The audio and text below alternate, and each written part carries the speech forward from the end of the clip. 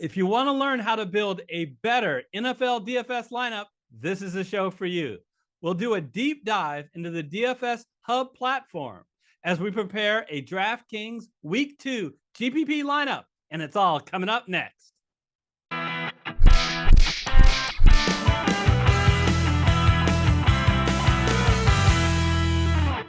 Hello, everyone. I'm Eric Lee from the Fantasy Football Consultants. Joining me to help build a full Week 2 DraftKings GPP lineup is Rob McLister, founder of DFSHub. Welcome to the show, Rob. Always good to be here. For those that might not know, tell our viewers a little bit more about DFSHub. DFSHub is an NFL lineup builder for DraftKings and FanDuel. So we try to level the playing field with, between average players and avid players and the pros. So we give you lots of data, pro level data, 300 plus data fields, 4,500 news sources, PFF player grades and team grades, and put it all on one customizable screen. Yeah, not only does that make you build better lineups, but saves you a ton of time. So let's build the Week 2 GPP lineup using the DFS platform. All right, we're on the DFS Hub platform. And Rob, do you want to start it off by just telling us, if this is the first time you've seen the screen, it's a little overwhelming. What's going on? Okay, on the top here, we have the lineup makers. This is where you put all your players that you pick, and you pick the players from down here in the player list. And this is all a whole bunch of players and data. You can customize all this stuff. You can move things around. You can get rid of columns. You can add columns. Over here on the right, you got the player details. So you click on someone.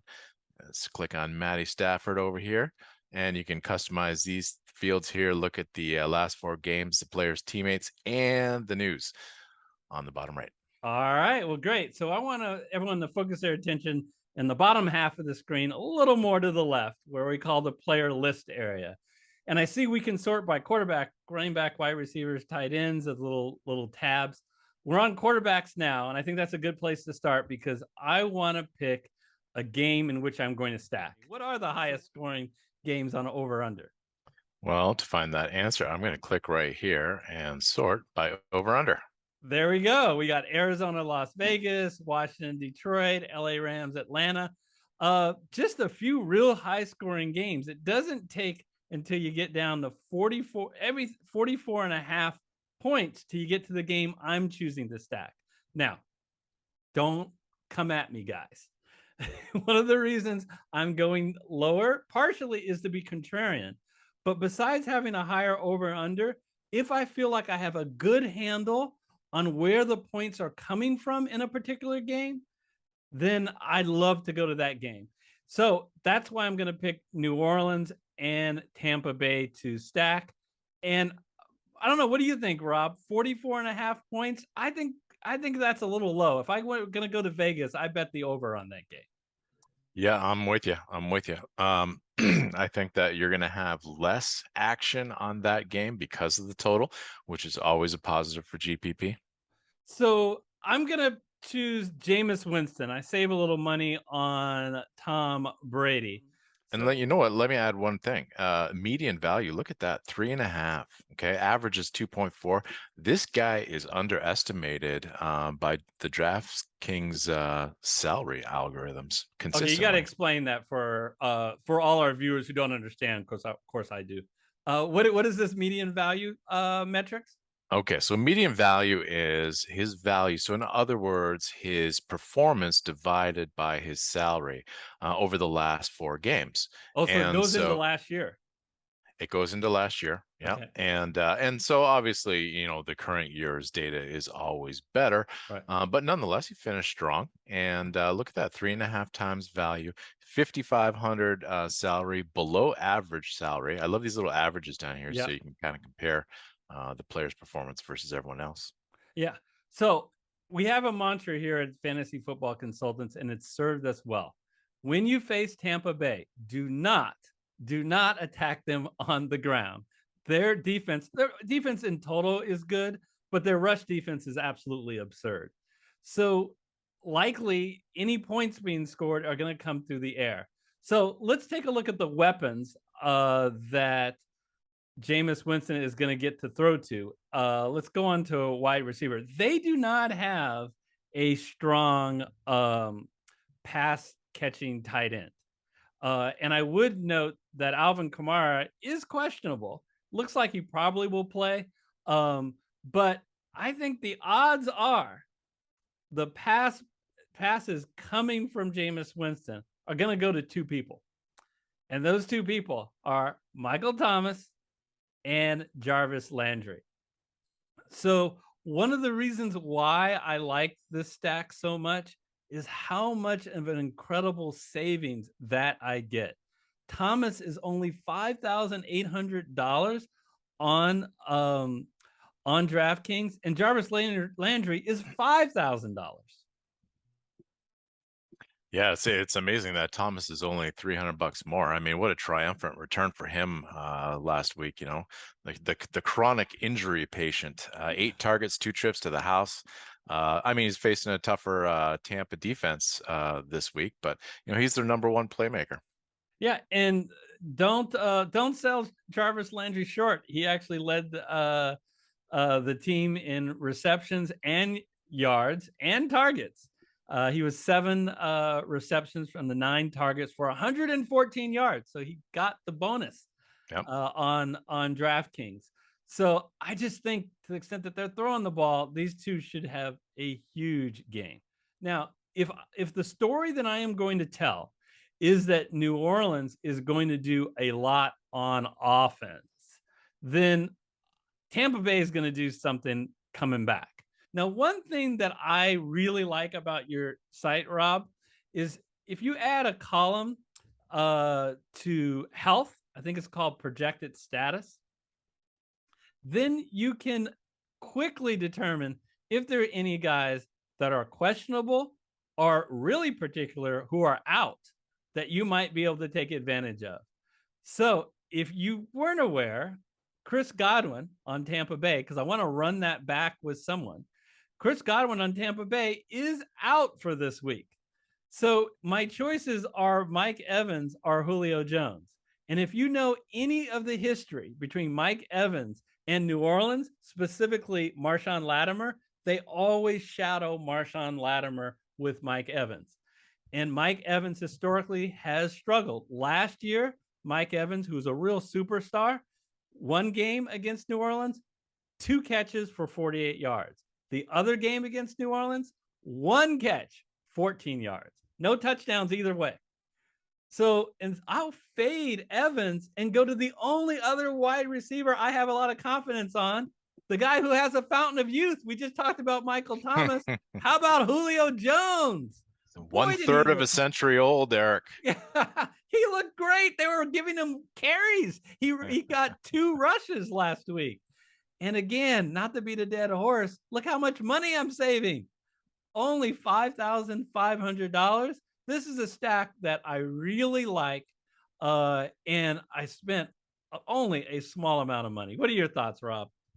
Well, listen, I mean, the guy has a bounce in his step now, Julio Jones. You know, obviously he's getting up there, but, you know, my concern with him is value. I mean, I can't remember the last time the guy hit 3 times value on his salary, but you know what? I think he's rejuvenated with Brady in charge now. And, you know, I think that at 5,500, you know, this matchup, not a bad call.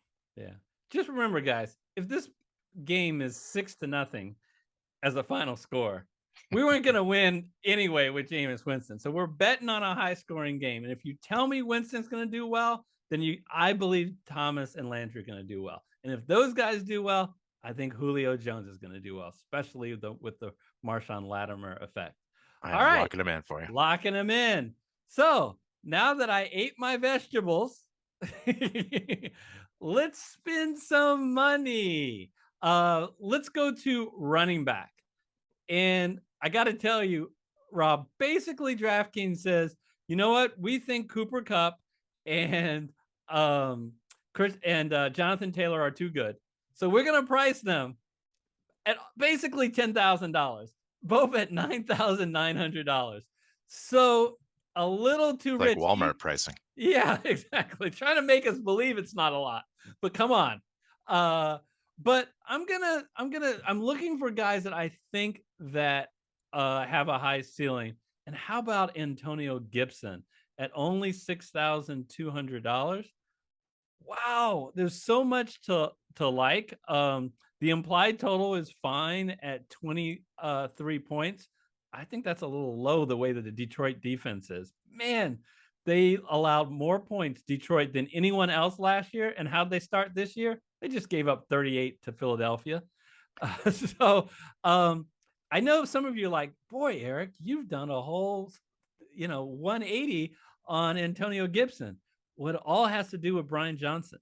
Brian Johnson was going to take some of Antonio Gibson's role. And they were grooming Gibson for more of a pass catching role. I mean, he was a former wide receiver in college. So without Brian Johnson, who's going to be out for a while, and that really sad story about a shooting in an armed robbery, he was the victim. That Gibson is great here. Just look at what Gibson did last week. You see that on the right, the last 4 games, he was 58 plus 72. That 72 was 7 receptions on 8 targets for that 72 yards. So a lot of upside here in a game. I think Washington is going to score plenty. Yeah, I mean, 130 all-purpose yards against the Jags. Now he gets a feast on the Lions. And I think he's going to be low owned too. And go to tight end. So I'm still in mourning, Rob. Everywhere you could think of, I was starting Cole Kmet last week. And they were playing in a swamp. He did not catch a pass. So I did the guy that I was high on last week before I got on Cole Kmet was Zach Ertz. But he didn't do much last week. He was saved at the very end of the game by a touchdown and a 2-point conversion. But looks like 14 yards. Is that a typo? That is not a typo. And only 2 receptions. Saved by a touchdown and a 2-point conversion late in the game. You guys have to remember, tight end is very volatile. It's one of the most volatile positions. I trust his role on this team, especially without DeAndre Hopkins. In another super high-scoring game, I say they have a 23 implied total. Lock in Zach Ertz. What do you think, Rob? Well, I mean, I guess you can blame that pitiful 14-yard performance on a bum calf last week, but by the grace of God, he got a touchdown. So hey, it wasn't all lost. But this, you know what? Looking at this week here, 51.5 total. I think he's going to be in play. All right, and again, I continue to save money on $4,400. So a lot of times what we do here on Fantasy Football Consultants is go bargain basement on defense. But folks, even we have to tell you, before you do that, look to see if you have a defense, especially in GPP, whether you can correlate with one of your running backs or you think there is a big time value. So if you go to defense, we immediately see the Bengals are someone that your site really likes at only $2,200. But I get it. They're going against a backup quarterback on Dallas, and a Dallas team that only scored 3 points. Any comments about the Bengals? I mean, at $2,200, facing a number 2 quarterback, could be worse place. And you might say, oh, they gave up 23 points to Pittsburgh. That's not too bad. It was much better than that, because Joe Burrow threw a pick 6 return. You can't blame that on the defense. Return for a touchdown. So their defense actually only gave up 16 points. And the Bengals turned the ball over 5 times. Why am I giving all this detail about how the Bengals turned the ball over in a pick 6 and how they got sacked 7 times despite having this remade offensive line? Because the Pittsburgh defense was incredible. And that's the team I am going to target in GPP at only $600 more, at $2,800. I don't have to break the bank. Let's get Pittsburgh in. They're at home, and they face a New England team that could only muster 7 points against Miami. Man, I can see the Steelers defense completely going off this week. This is going to be obviously a low-scoring affair, and unfortunately, TJ Watt's on the sidelines for a while, and their whole defense is basically built around him. But I think that facing New England, they're going to rally around that injury. Yep, I am. It's disappointing about Watt, but yeah, they had a lot of other weapons, including Minka Fitzpatrick, who came over with several big plays. That pick six, a huge block of that extra point at the end of the game. Wow. All right, so that leaves $14,700. We're gonna again use 2 running backs, but they're both gonna be expensive. So they're right there at the top of the list. 2 running backs who are favored, 2 running backs who are bell cows, who get involved in the passing game, who's the goal line back. I'm talking about Saquon, Barkley, and Joe Mixon. Let's just pop both of those guys in the lineup. I'll talk more about them, but what are your first impressions about Barkley and Mixon? They both had great game week ones. Yeah, Saquon Barkley, the Campbell Soup running back here. I mean, you're definitely going off the trend. 164 yards. Wow, plus 30. Hey, listen, like the guy's back. The injuries are a distant memory. He's facing Carolina right now.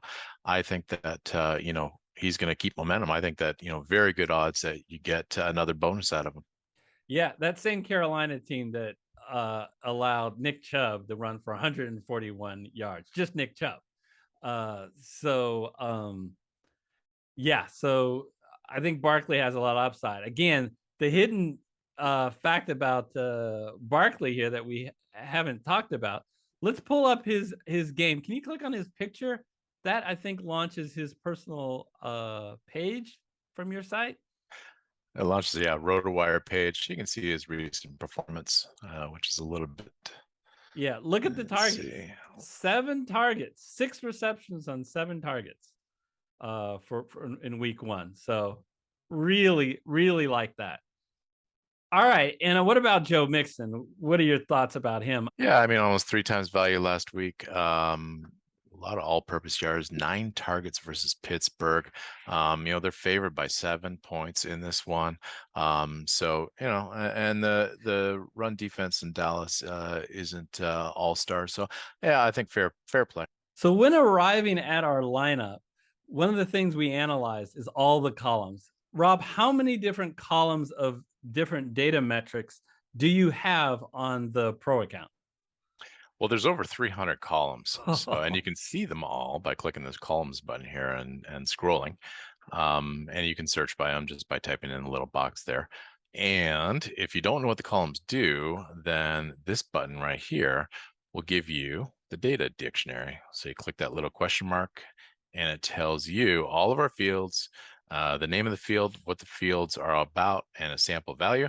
And then I would recommend just going through here and just reading it and understanding what the different metrics are. All right. Now, I absolutely recommend everybody do that. But you might want a starting point or suggestions of good data. Do you have some type of default to let them know what may be a suggested starting point? We do. So it comes with these fields right here built in. Okay. And you can customize all these. You can, move them around. You can do your sorting or whatever. And if you want to filter some of these fields, it's simple. So let's say that you want to, let's clear filters. This clear filter button is really handy here. If you want to get back to square one and start with a fresh slate, click clear filters. If you want to, let's say, look for players under $6,000 on salary, you choose less than, type in your number. If you want to find players that are first string, okay, click 1. Now you got players that are first on the depth chart. And you can, again, move all these around. You can slice and dice the data any way you want. If you're looking for a player because you want to see the latest news or you just want to find more information about a specific player, what's the easiest way to find a player? You might not know their salary. Well, you can just type the player's name in here. So let's say you want to look for Russell Wilson. Okay. Just type in the first few letters. You'll see them come up. And there you go. And you highlight them and you can see in the bottom right all the latest news. Really good. I like that.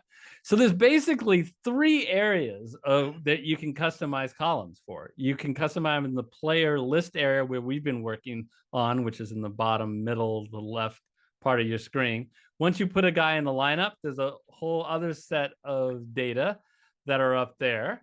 I kind of like also potentially having like projected status on there because I want to make sure everybody is healthy up there and no one's hurt. And then right underneath each player, you have more particular stats to include. And I love your bar chart because you don't sort by a bar chart. So there's no use to having that in the sortable area, but it's great to have it. Quickly shows you the yards in the last 10 games. And if they reach the DraftKings milestones are in red.